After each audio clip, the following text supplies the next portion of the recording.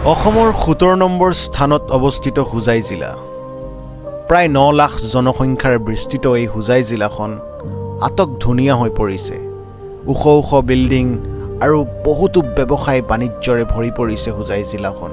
কিন্তু আপোনালোকে ভাবিছেনে যে হাজাৰ বছৰৰ আগতে এই হোজাই জিলাখন কেনেকুৱা আছিল দেখিবলৈ, বা হোজাই জিলাখনত কেনেধৰণৰ মানুহে বসবাস কৰিছিল আৰু কেনেকৈ তেওঁলোকে জীৱন যাপন কৰিছিল, কোন ৰজাই হোজাই জিলাখন ৰাজত্ব কৰিছিল? গতিকে আজিৰ ভিডিঅ'টো যদি শেষৰলৈকে চায় তেনেহ'লে হোজাই জিলাখনৰ বিষয়ে নাজানা বহুতো কথাই আপোনালোকে শিকিব পাৰিব। গাইজ, হোজাই জিলাৰ হাজাৰ বছৰীয়া আগৰ ইতিহাস জানিব হ'লে আপোনালোকে ক'লেও যাব নালাগে। হোজাইতেই আচলতে সেই প্ৰমাণবোৰ আছে যে হাজাৰ বছৰৰ আগত হোজাই জিলাখন কেনেকুৱা আছিল, কোনে ৰাজত্ব কৰিছিল, কেনেকুৱা ঘৰ আছিল, কেনেকুৱা মহল আছিল, কেনেকৈ ৰজা মহাৰাজাবিলাকে তেওঁলোকৰ জীৱন যাপন কৰিছিল, তাৰ আপুনি কিছু প্ৰমাণ হোজাই জিলাৰ কিছু ঠাইত পাব। আৰু সেই এটুকুৰা ঠাই হ'ল হোজাইৰ राजबाड़ी आर्कियोलॉजिकल साइट। इस ऐसा प्लेस होजाई में होगा हमें कभी नहीं लगा था कि मतलब इतना हिस्टोरिकल चीज़ें यहाँ पे हो सकता है। ইয়াত চাওক, পুৰণা বহু ধৰণৰ এনেকুৱা শিল অৱশেষ আছে। সেই অৱশেষবোৰত কিছুমান কলাকৃতি আঁকা হৈ আছে আৰু এইবোৰ যদি আপোনালোকে ভালদৰে মন কৰে তেনেহ'লে আপোনালোকে অনুভৱ কৰিব পাৰিব যে হাজাৰ বছৰৰ আগত এইবোৰ কেনেকুৱা আছিল।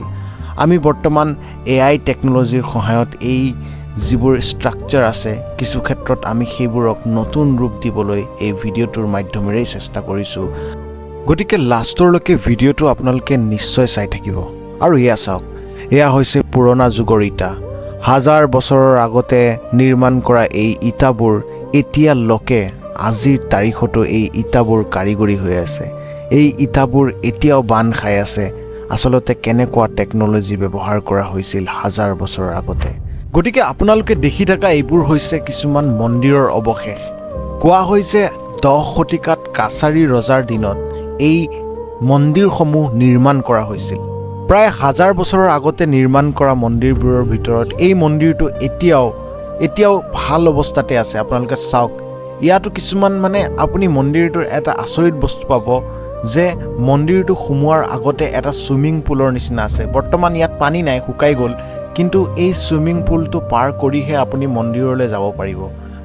ইয়াৰ পৰা আপুনি ধাৰণা কৰিব পাৰিব যে আগৰ ৰজা মহাৰাজাবিলাকে কি কৰিছিল। সেই কাছাৰী ৰজাবিলাকে নিয়ম বনাইছিল যে আগতে আপুনি গা পা ধুই লৈহে মন্দিৰৰ ভিতৰত সোমাব পাৰিব। আৰু চাওক, মন্দিৰটোৰ ভিতৰত এটা ধুনীয়া শিৱলিংগ আপোনালোকে দেখা পাব। কিন্তু বেয়া লগা কথা হ'ল যে এতিয়া ইয়াত পূজা পাতল কৰা নহয়, গতিকে এইবোৰ আৰু পুৰণি হৈ যাব ধৰিছে। কিন্তু এয়া চাওক, যেতিয়া আমি AIৰ জৰিয়তে হাজাৰ বছৰৰ আগতে মন্দিৰটো কেনেকুৱা আছিল সেয়া কল্পনা কৰিবলৈ চেষ্টা কৰিলোঁ, তেতিয়া ইমান ধুনীয়া এটা দৃশ্য আমাৰ হাতত আহি পৰিছে। এয়া চাওক, হাজাৰ বছৰৰ আগৰ এই মন্দিৰটো কিমান পবিত্ৰ আছিল। ওম নমঃ শিৱায়। কিন্তু হাজাৰ বছৰৰ আগতে নিৰ্মাণ হোৱা এই সুন্দৰ সুন্দৰ কলাকৃতিবোৰ সময়ৰ সোঁতত বৰ্তমান ধ্বংস হৈ গ'ল। এয়া চাওক, ঠায়ে ঠায়ে পৰি থকা পাথৰ, পুৰণা সেই দেৱালয়বিলাকৰ ধ্বংসাৱেশ আপোনালোকৰ দেখিলে মনটোৱে বেয়া লাগি যাব। আগত বা কিমান ধুনীয়া এটা দৃশ্য আছিল সেইটো চাগে আমি এতিয়াও কল্পনাও কৰিব নোৱাৰিম। এয়া চাওক, ফাউণ্টেইন, যি পানী পৰে যে আপোনালোকে দেখা পাব, এই বস্তুটো চাওক কিমান ধুনীয়াকৈ নিৰ্মাণ কৰা হৈছিল। শিল কাটি কাটি বনোৱা হৈছিল। এই দৃশ্যটো চাওক আপোনালোকে।